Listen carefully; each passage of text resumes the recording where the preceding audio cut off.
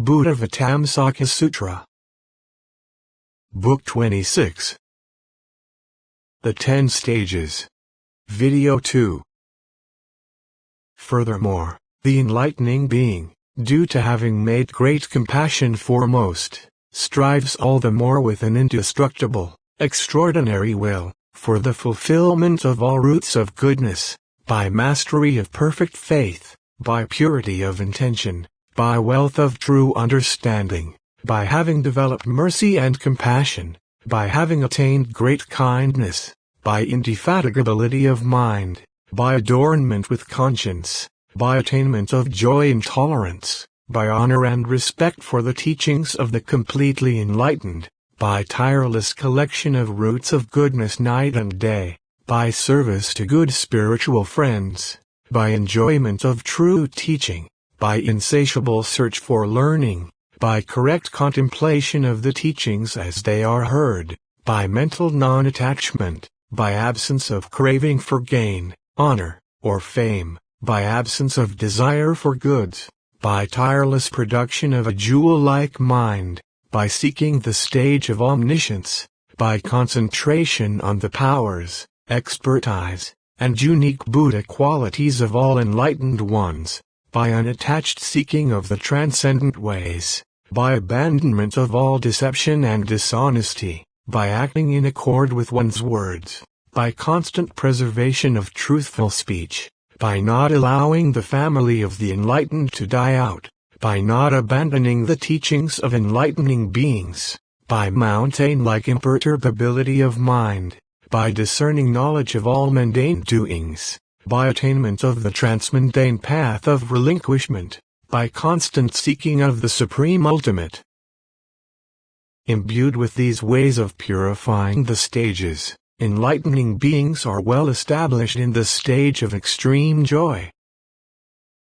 Once established in this stage, enlightening beings undertake great vows, great resolutions, great undertakings such as the following. They undertake a first great vow to make offerings to each and every Buddha, in the best of forms, with the highest purity of faith, as extensively as the cosmos, to the furthest reaches of space, throughout all time.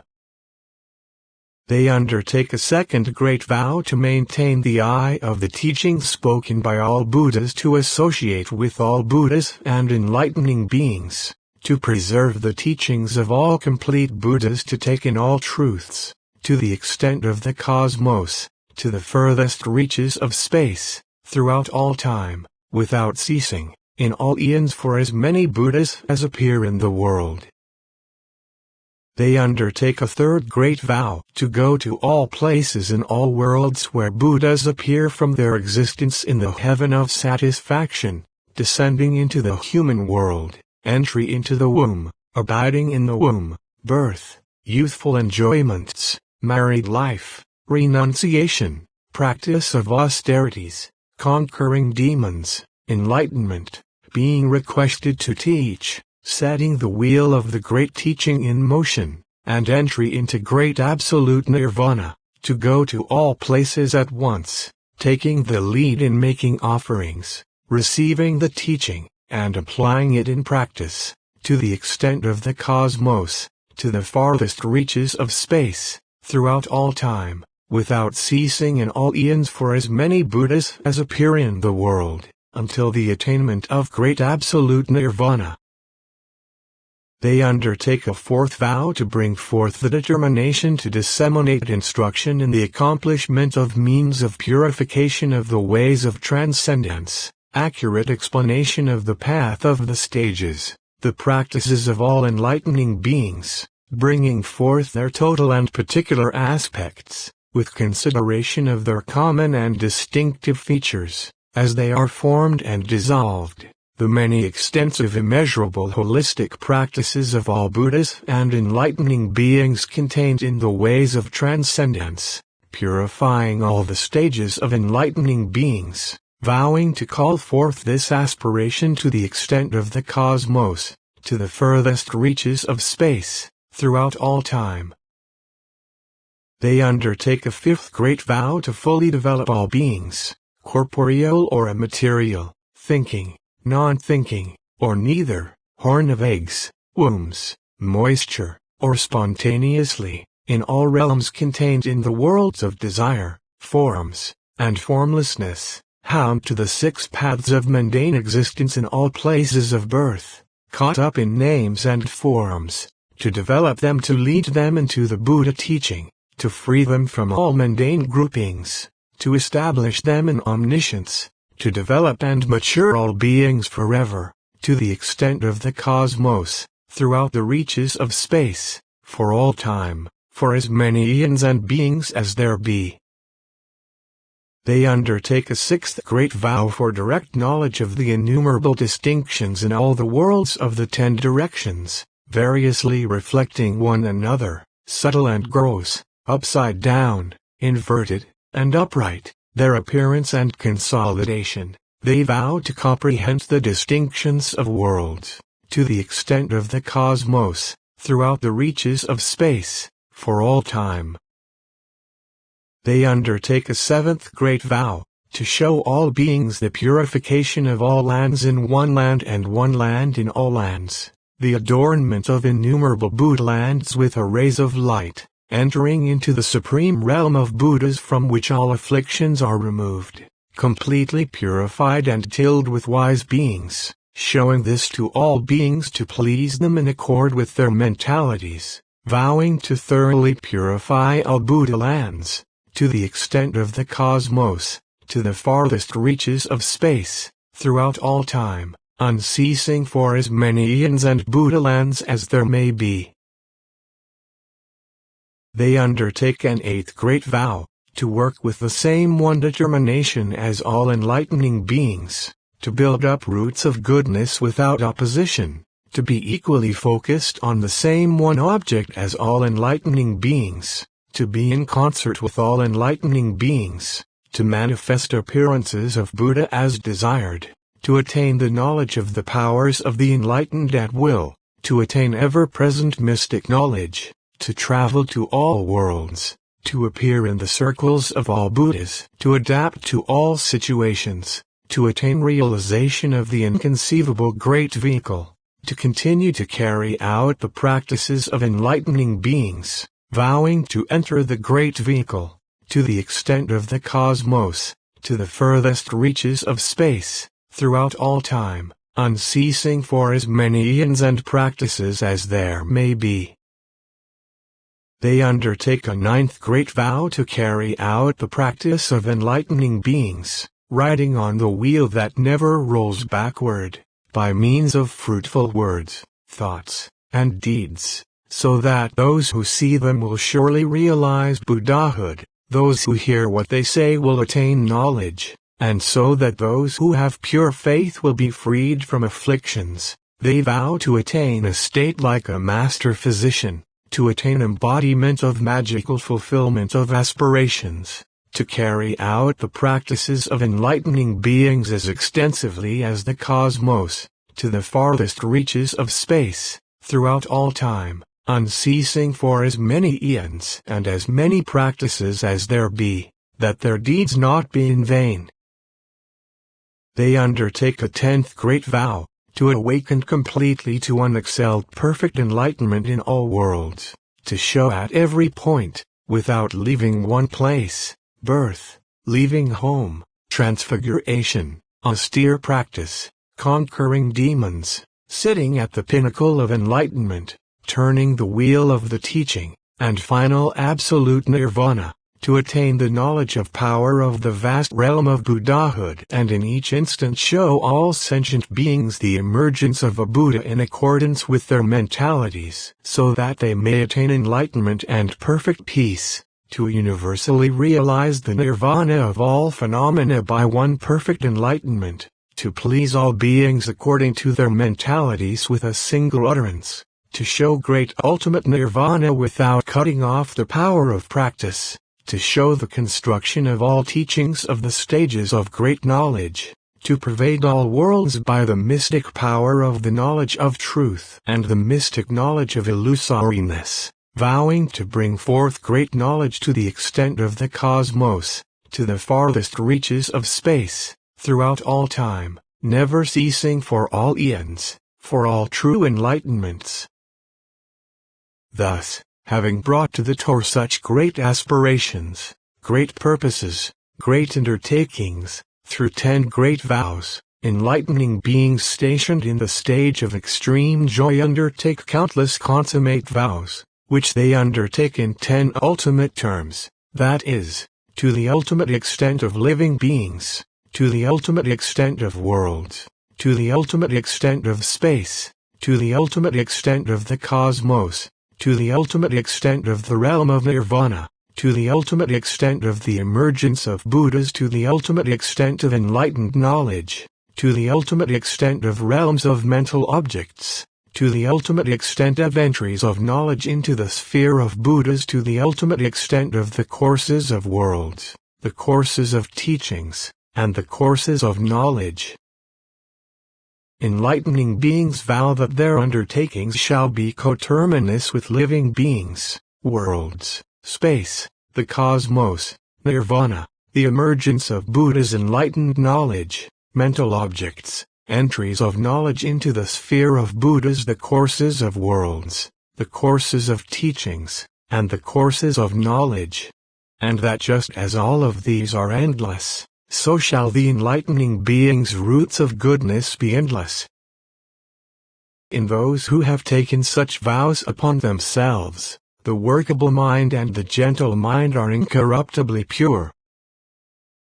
The enlightening beings have faith in the perfectly enlightened Buddha's attainments of past practices, their realization of the transcendent ways, their consummate attainment of the stages, their consummate attainment of the powers, their complete fulfillment of expertise, the indestructibility of unique qualities of Buddhahood, the inconceivability of Buddhahood, the attainment of the sphere of Buddhas which is infinitely various, the attainment of immeasurable knowledge, the complete entry into the realm of those who arrive at thusness. Enlightening beings believe in the consummation of the fruits. In sum, they believe in the practice of enlightening beings, including all that upon which is based the teaching of this stage of knowledge of enlightened ones. Furthermore, it occurs to the enlightening beings that these qualities of Buddhahood are so profound, so detached, so peaceful, so empty, so signless, so desireless, so undefiled, so vast, so immeasurable, so supreme, so hard to approach.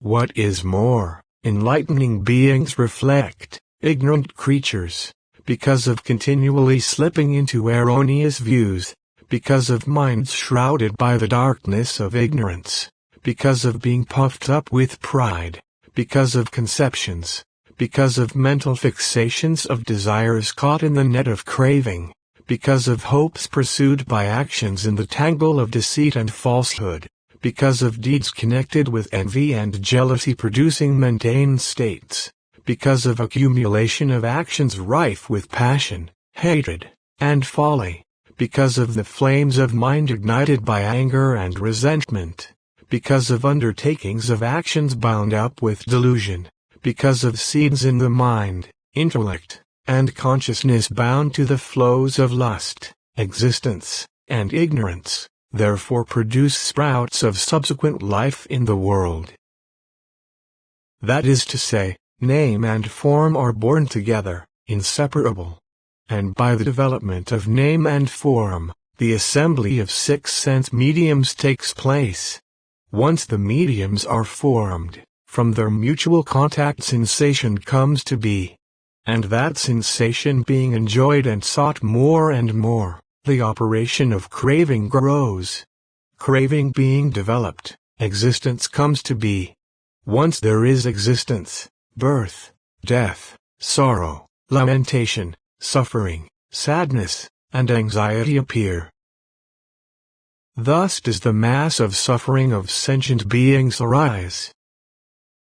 Seeing these beings' inability to escape from this mass of suffering, not realizing it is without self or anything pertaining to self, that it is unreal, insubstantial, void, inert, ineffective, insensate as wood and stone, like a reflection. The enlightening beings develop great compassion to rescue them and free them from their miseries, and develop great kindness to bring them to endless bliss and nirvana.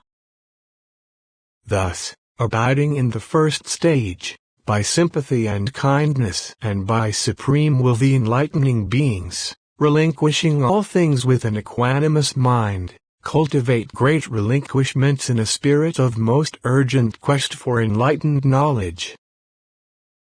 These relinquishments are relinquishment of goods, food, stores, houses, gold, jewels, all kinds of treasure and money, jewelry and adornments, animals and vehicles, pleasant ponds, parks, forest retreats and monasteries, servants and employees, spouses and children, home, city, town, society, homeland, metropolis, and all parts of the body.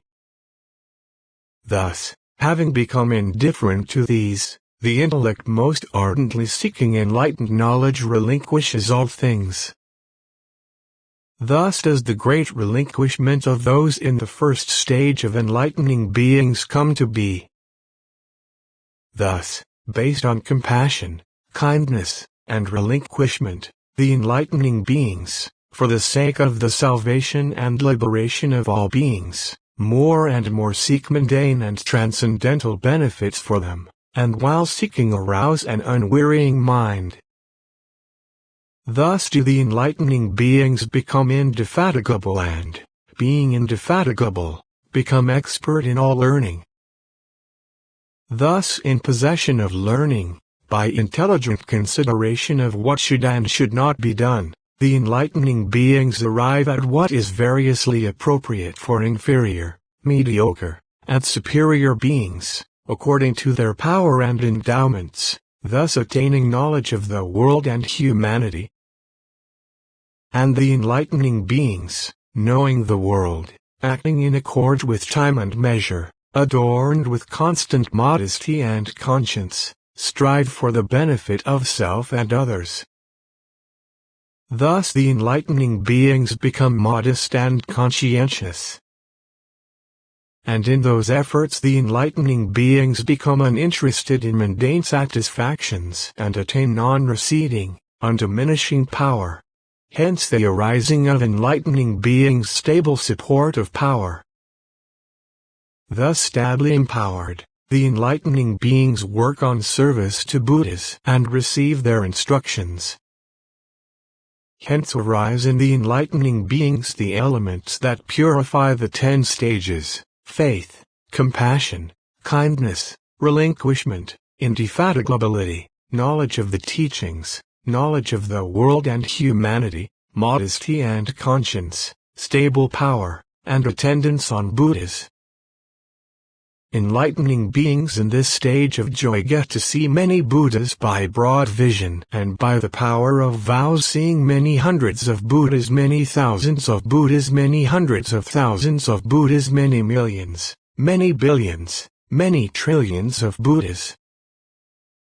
Having seen those Buddhas, those saints, those completely enlightened ones, by broad vision and the power of vows, the enlightening beings honor and serve them with supreme zeal, presenting them with the necessities of life, such as food, clothing, drink, vessels, bedding, and medicines, and they also bring comforts for enlightening beings, and they also respect and support the religious community. These supreme roots of goodness the enlightening beings dedicate to consummate enlightenment. From this service of Buddhas arise means of development of beings, and the enlightening beings develop sentient beings to maturity by giving and by kind speech, the other two means of salvation helping out by the power of faith, though as yet without complete knowledge and attainment. Of the 10 transcendent ways, the transcendent way of giving is foremost. Not that the others are not cultivated, but they are practiced according to the enlightening being's power and endowment. and as the enlightening beings serve the Buddhas and work for the development of sentient beings, practicing to accumulate these elements that purify the stages, thus do the enlightening beings' roots of goodness, dedicated to universal knowledge, become more and more purified and capable of application as desired. Just as when gold is plunged into fire over and over by a skilled smith, it becomes more and more purified and workable and can be made into various ornaments as desired, in the same way as the enlightening beings attend Buddhas and work for the perfection of sentient beings and cultivate the factors that purify the stages, so do the roots of goodness become more and more purified and useful. Then the enlightening beings in this stage should ask Buddha's enlightening beings and spiritual friends about the characteristics and attainments of this first stage and should be tireless in seeking fulfillment of the components of this stage. In the same way, in order to fulfill the components of the stages of enlightening beings up to the 10th, the enlightening beings should become versed in the problems and solutions of the stages, in the formation and dissolution of the stages, in the forms and actions of the stages, in the attainments and cultivation of the stages, in the purification of the elements of the stages, in the progression from stage to stage, in the attainment of each stage without regression, in the purification of all stages of enlightening, and in the accession to the stage of enlightened knowledge. There is no cease in the ascent of the enlightening beings who are skilled in fostering the forms of practice of the stages up to accession to the 10th stage.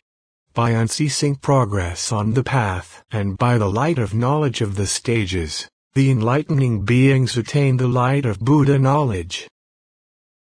It is like a skilled caravan leader who, wanting to lead a large caravan to a great city, first finds out about the qualities of the road to be traveled, the defects of the road, the best places to stop along the way, the places not to stop, and what is to be done about provisions for the trip, thus knowing well how to get to the great city, from the beginning to the end of the journey.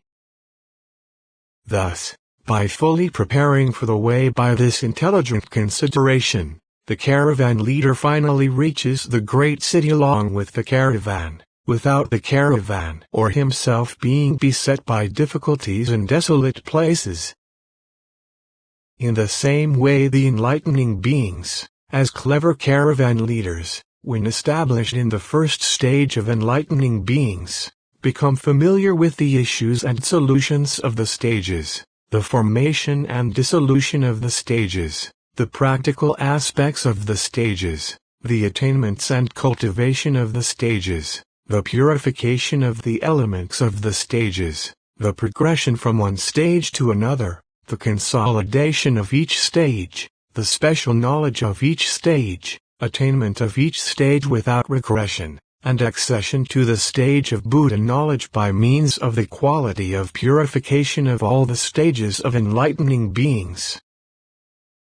Then the enlightening beings, having gotten together provisions of great virtue and knowledge, and having well established a store of knowledge, wishing to lead the great caravan of sentient beings to the city of omniscience, first inquire into and find out the qualities of the path of the stages, deviations from the path of the stages, errors on the path of the stages, the best of stations along the path of the stages, and what is to be done about the provisions of virtue and knowledge for the path of the stages, asking Buddha's enlightening beings and spiritual friends about this to become versed in how to reach the great city of omniscience. Thus, by intelligent consideration of the way before proceeding and by thus fully preparing provisions of virtue and knowledge, the enlightening beings lead the great caravan of sentient beings according to their maturity across the wasteland of the mundane world to the great city of omniscience, without either the caravan or the enlightening beings being beset by the ills of the wasteland. Thus enlightening beings should work tirelessly on the cultivation of stages. This is a brief explanation of enlightening beings' entry into the first stage of extreme joy. Enlightening beings in this stage are mostly monarchs of a continent, having attained great power and sovereignty, guardians of right, wise and capable, taking good care of beings with great generosity, undertaking unlimited acts of charity to rid beings of the taint of envy and discontent.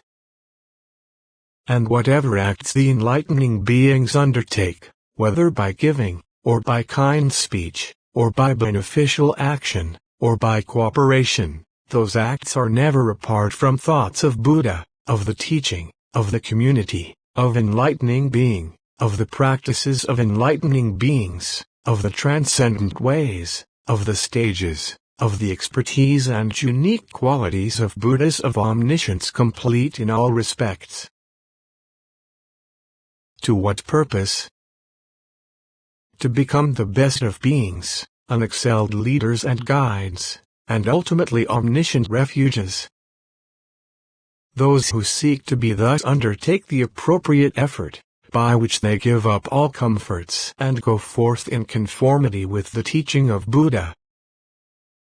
Having gone forth, enlightening beings instantly attain 100 concentrations and see 100 Buddhas and acknowledge their power. They stir 100 worlds, go to 100 lands, illumine 100 worlds, mature 100 beings, live for 100 eons, penetrate 100 eons past and future, contemplate 100 teachings, and manifest 100 bodies, each body manifesting a company of 100 enlightening beings. Then enlightening beings with superior power of commitment, by the quality of excellence of vows, transform their bodies, auras, mystic powers, vision, spheres of operation, voices, conduct, adornments, power, resolutions, and performances in countless ways. Continue to video 3.